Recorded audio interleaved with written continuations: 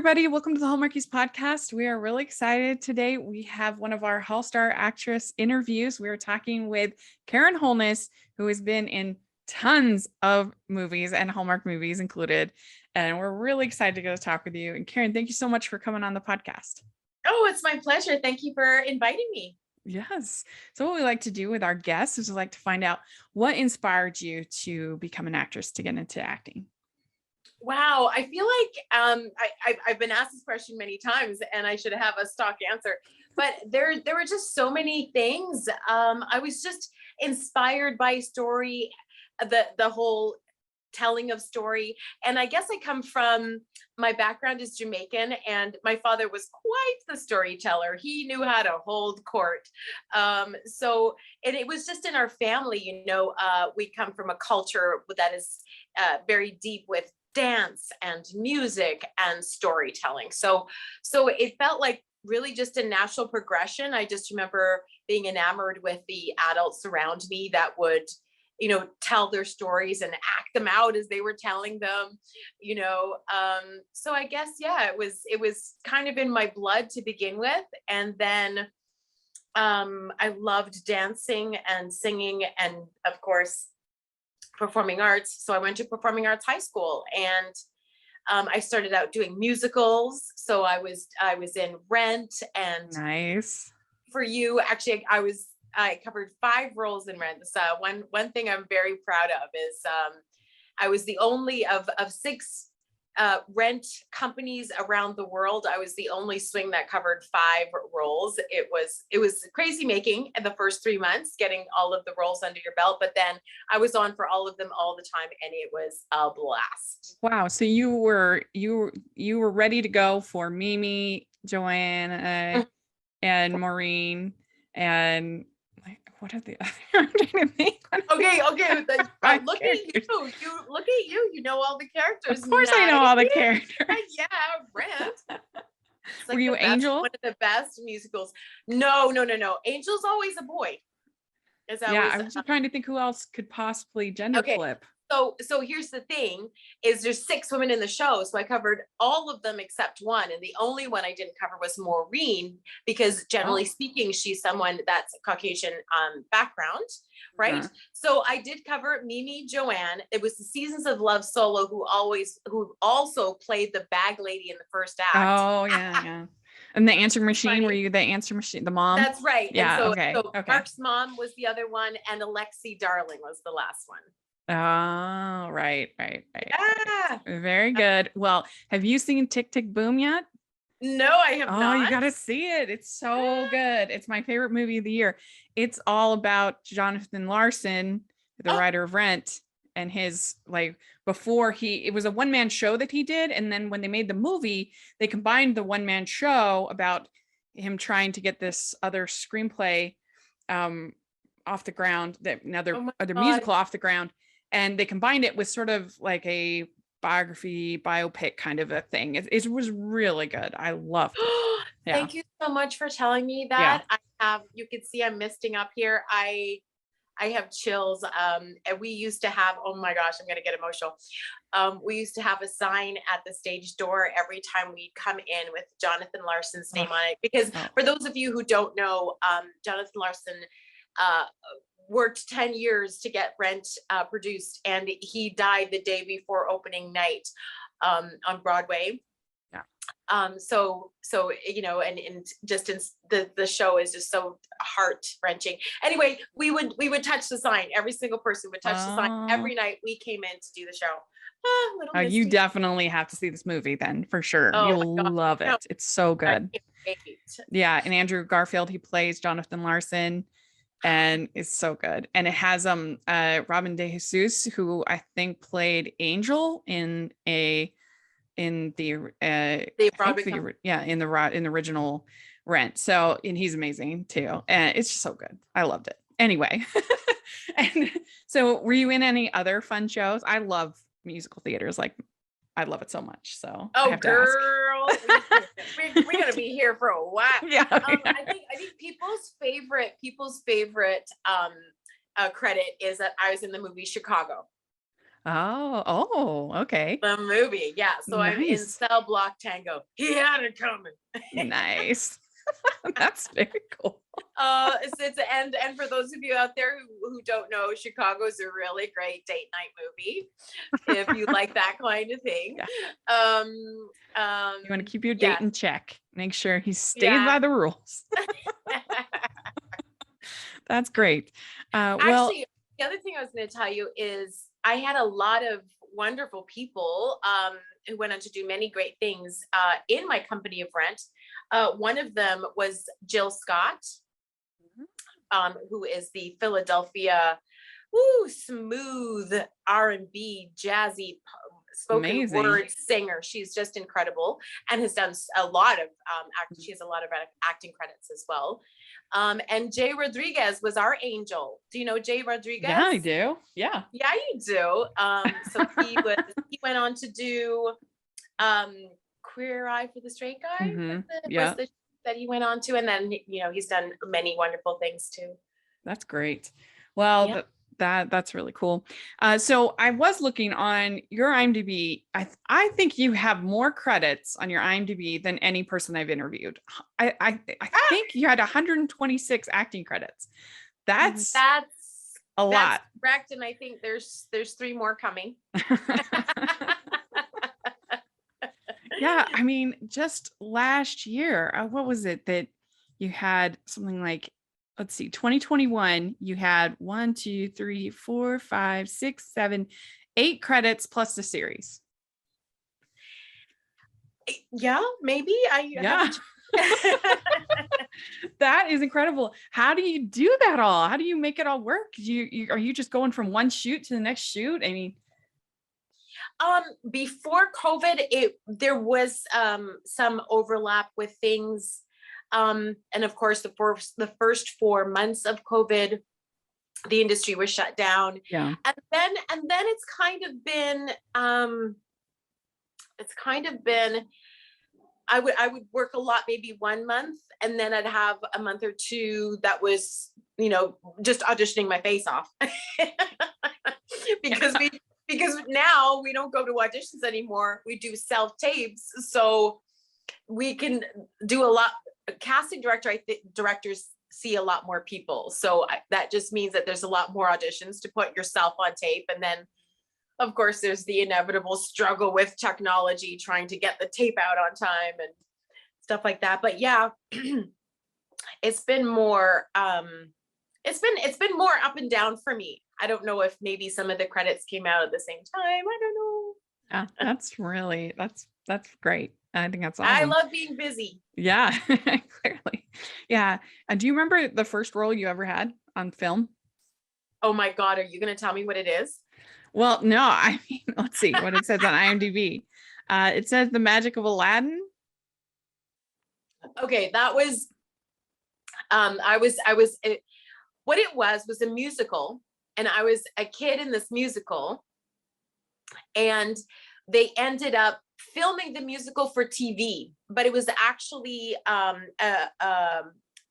stage play. Pantomime. Yeah, it was a pantomime stage play that I did, and it was like Karen Kane and Ross Petty were in it. Yeah. So it was really just a stage play that ended up being recorded, and then the recording of the stage play ended up on TV.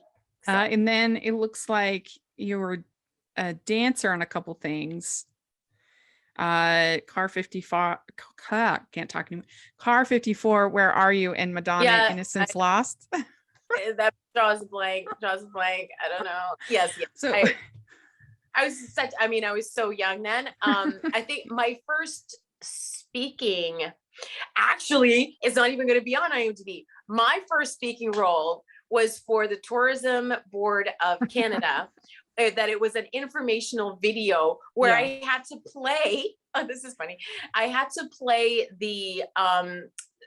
They were trying to show people how to address somebody who might be upset or disgruntled, and so to be cheery when someone's like, "Excuse me, I've lost my wallet. I don't know what to do." Oh, no problem. We can find that. Like, not to be too overly cheery when somebody's worried, so I was being the example of what not to do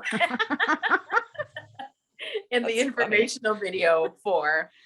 Yeah, wow, that's intense. They have videos about how cheerful one should be in general. Yeah.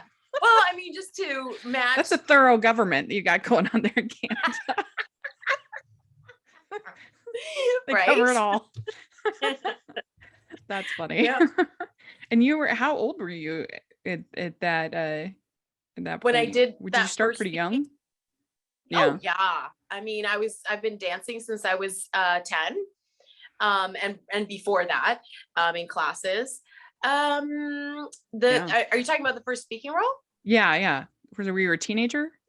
Oh yeah, for sure. Yeah. Cool. And then I guess my first TV series, I don't even, was it, I feel like I was a reporter for a sci-fi show. Mm-hmm. Cool. Earth thing? Oh yeah, Earth Final Conflict. You're a newscaster. There you go. See? You got it. The first time I remember. So nervous. Yeah, I'm sure. First time I remember seeing you though was on the Twitches movies. Oh yeah, that was so fun. Yeah, those were good. I like those. I genuinely, I mean, I'm a big Disney fan, and so I like a lot of their movies, and I like the Twitches movies. I think they're pretty decent decoms.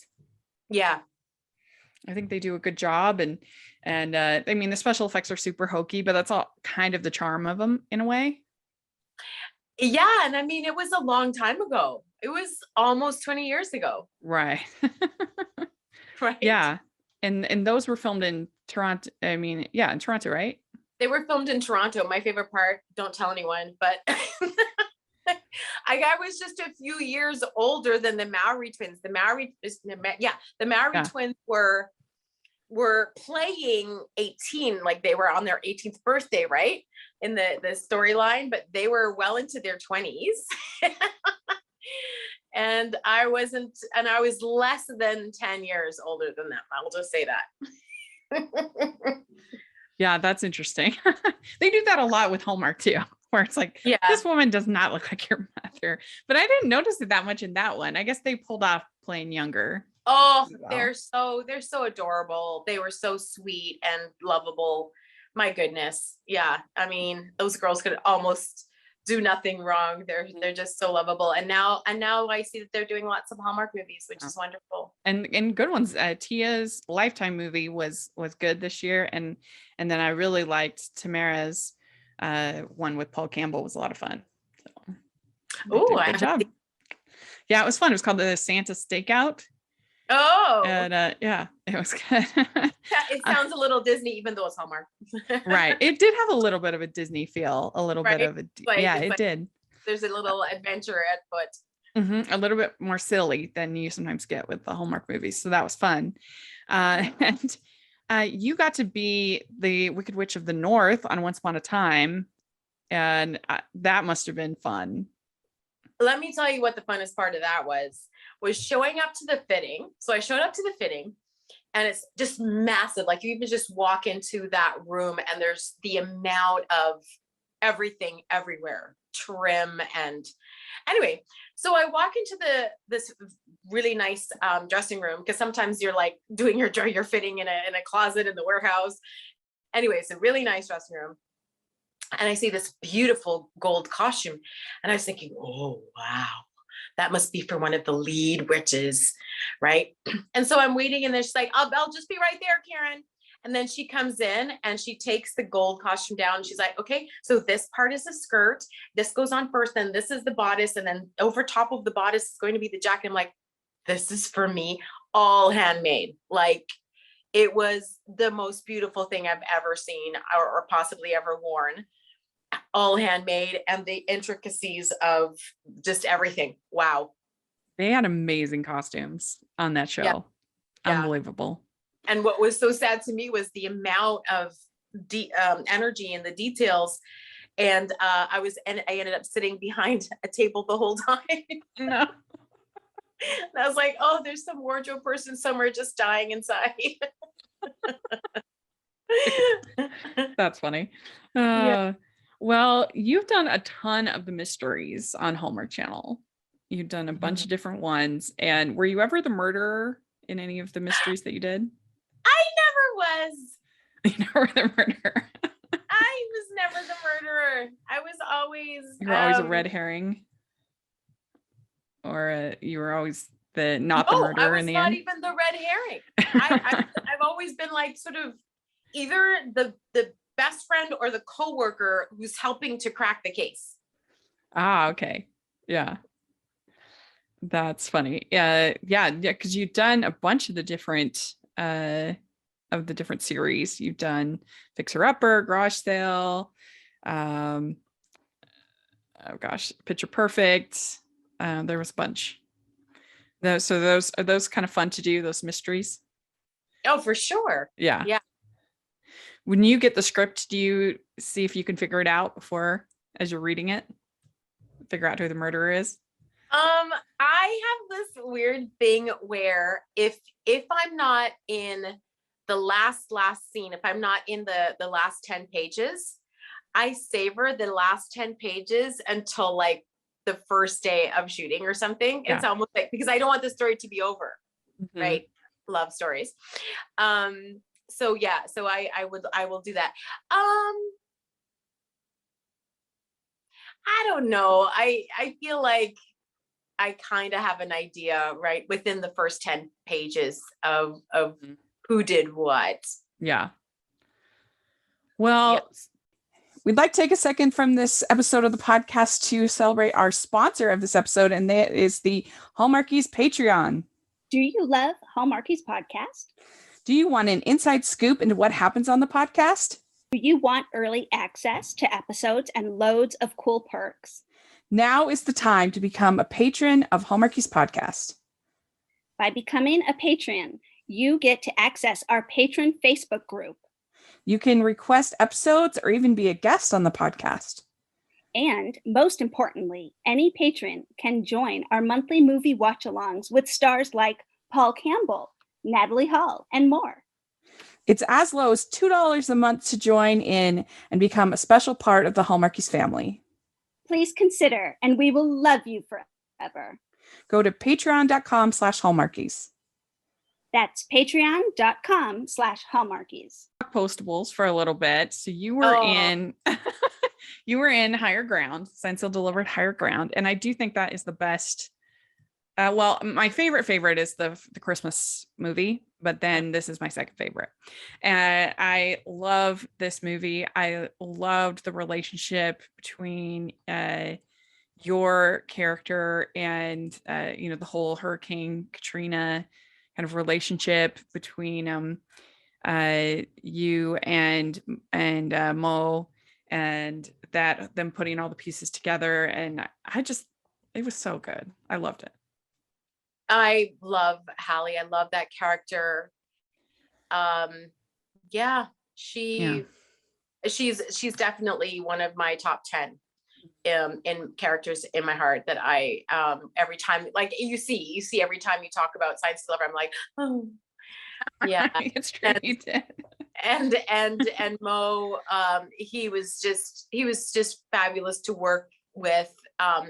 He was new and eager and open to learning, and so we immediately had this relationship of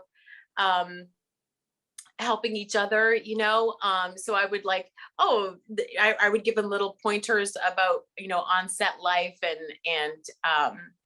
and sometimes like there was a blocking thing that might have been weird. Like there was one time where he had to step over here and then reach for the guitar and then turn this way, and it was really kind of awkward. And then I said, you know what, just for a second, forget what everybody's asked you to do and just do it as you would naturally do it. Like, as if we just have to come in here and grab your guitar and then talk to me. And then he saw that that's one way to keep it natural is regardless of what the blocking is. Sometimes you feel like you're playing Twister, trying to, the light has to hit you a certain way, but the camera needs to be, but you got to reach for this thing. And oh, what? So and look natural action. Yeah. So yeah. Yeah. Did you get to work with the main core four very much? And I feel like a lot of your scenes were by yourself, in the and then they finally find you at the end. But the main four Postables, did you get to work with them much in that movie? I guess no. Now that I think about it. But we had many scenes. So yeah, we had our first scene actually was the finale scene that we shot. So we kind of shot backwards. And which was really fun because it was the time when we got up and sang together. I love that scene. That's so good. Oh yeah, I know. So it was great. Everybody was there, and there was such a sense of family, because this was like the 7th movie or 8th, something like this, and they used this one location a lot, and so everybody just felt at home. So it helped me feel at home, and it was an emotional reunion, and then getting up and singing, and it was just such a fabulous first day. But yeah, so we were shooting on the same days all the time, even though we might not have been in the same scenes. So okay, great. That's great. Yeah. So you were on the Christmas train. That was so fun. Yes. And that was because your Hall of Fame, and Hallmark Hall of Fame had such an incredible cast. That must have been a fun one to be a part of. Again, I walk into the wardrobe, because I guess it's the first thing you do, right? So it's when you get your first taste of what's going on. So I walk into wardrobe and I see Danny Glover, Jane Cusack, and the 2 leads, and I'm going, wait, what? Is this a feature film? What's going on right now? Like I was so beside myself, and it was my second time working with Danny Glover, and that is a dream come true. And Jane Cusack, oh my gosh. Yeah. I love comedy, of course, and drama. I just love them all the storytelling. But Jane Cusack in The Addams Family, remember her role in The Addams Family? Oh yeah. In the white dress. It's just comic mastery. She's incredible. Just incredible. And she kept us laughing the whole time. What a beautiful person. She was so fun in that movie. I really enjoyed her. Mm-hmm. And then speaking of comedies, you were in Always Be My Maybe, which I love that movie so much. Your part was funny. It was funny. They're like, you're gonna play the Diana Ross impersonator, and I'm like, what happens to me? Oh my gosh, so fun. Yeah, I love the ending of that movie when he says, "I want to hold your purse for you." That was so good. I love it. Those guys again. It's just like brilliance. I can't love comedy anymore. Just incredible. Yeah. Well, and you must have had fun getting to work with Nikki DeLoach in Truly Madly Sweetly. We love her so much. Yes. And all those cupcakes that you had in that movie. Yeah. Again, another fabulous human being. I do feel quite blessed, I have to say, to have worked with such wonderful people. Mm-hmm. I know that I've heard some horror stories of other people, and I maybe have had one or two, but across the board, just so it makes going to work every day so much better. Yeah. Well, everybody we've talked to, for the most part, has been wonderful. So I can see that. So this Christmas season, you had The Christmas Promise, which is still one of my favorites of the season. And what I really liked about that movie, there were many things I liked about the movie. The script was very good, but I liked the sense of friendship that was the emphasis, almost even more than the romance. And I thought that you all had chemistry, that you felt like friends, and just that whole emphasis of the movie on this group of friends supporting her was really good. Yeah. I really can't say enough about The Christmas Promise. It is very different from a lot of the other Christmas movies that I've done. It's definitely a different theme. And I have to say, what's the word?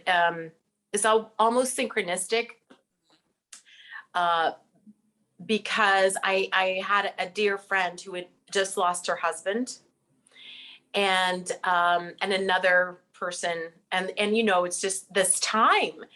I think we all either have lost somebody or know somebody who's lost somebody, and then how do you go on? And to be part of this movie at that time, and we literally had, the week before the movie came out, had the celebration of life for my friend's husband, and it was beautiful. So many people showed up. There was a plaque made in his honor. It was just the most wonderful celebrations of life I've been to. And then she's a big Hallmark fan, and got to see this movie, and I just kept thinking, wow, how synchronistic that this movie is coming out right now, that it is depicting the lead lady having to pick up the pieces and go on, and her grandfather talking to her about how he was able to go on after the loss of his wife. And it's just so perfect. I'm really honored to be part of this. And Fred Gerber is the director, and he did such a great job of it. You know, it wasn't the same. You couldn't just be too big, and you know, you really had to find the sweet spot to tell this story in a way that it would be the most impactful. Yeah, and it didn't actually feel heavy, the movie. Like No. it was very hopeful. It was very positive. And I mean, I thought that the scene where they kiss in the middle of the movie with is it a question mark or an exclamation point, was so good. That was brilliant writing. Because think how so many things in life, you either do them as a question mark, whether it's a kiss or not, but there's just things that I'm doing this to kind of, it's a question mark or an exclamation point, and we all know when it's one or the other. And I thought that was great writing. I think it was very well done. The script was Karen, Kathy Cloves. She did the script, and she's a very good writer, I think. Yeah. She did a great job. Absolutely, one of my favorites for sure. Mm-hmm. Yeah. Well, very good. Well, we like to end our interviews with some fun, silly questions, and you get the Christmas edition. This will be premiering after Christmas, but we're still going to do it. So, first question: what is your favorite holiday drink? What is my favorite holiday? Hot cocoa, cider. Yeah, I think it's, I don't know. It's a toss up between eggnog and the cider, and the apple cider. Okay. What is your favorite holiday cookie or treat? Shortbread. Ooh, very good. And I actually ate pecan and pistachio one that's red and green shortcake cookie. That sounds good. Okay. What is your favorite Christmas song or carol? I love them all. I get Silent Night comes to mind, Away in a Manger. Yeah. That sounds good. Okay. What is your favorite classic Christmas movie?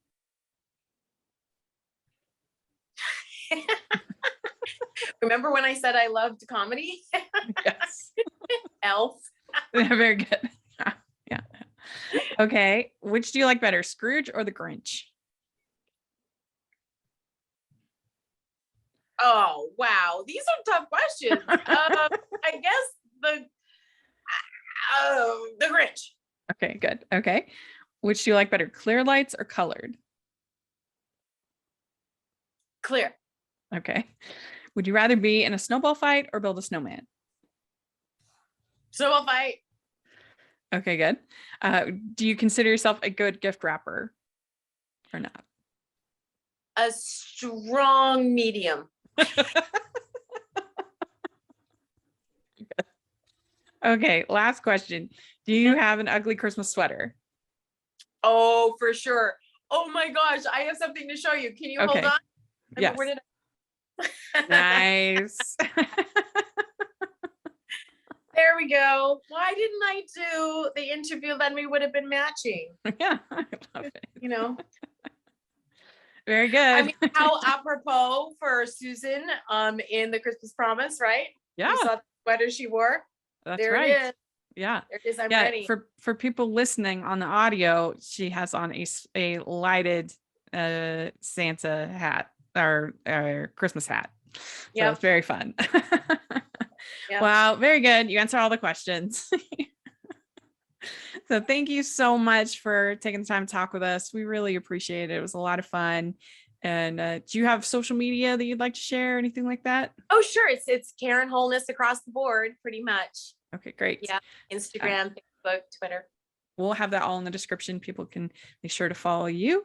And you can find me at Rachel's Reviews, all of our social media, iTunes, YouTube, and on Rotten Tomatoes. And make sure you're following the podcast at Hallmarkies Pod and Hallmarkies Podcast, all of our social media.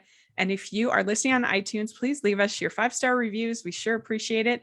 And if you are watching on YouTube, please give this video a thumbs up and subscribe to the channel. We appreciate that so much. We also have the Patreon group and merch store. Check out all the information on that below.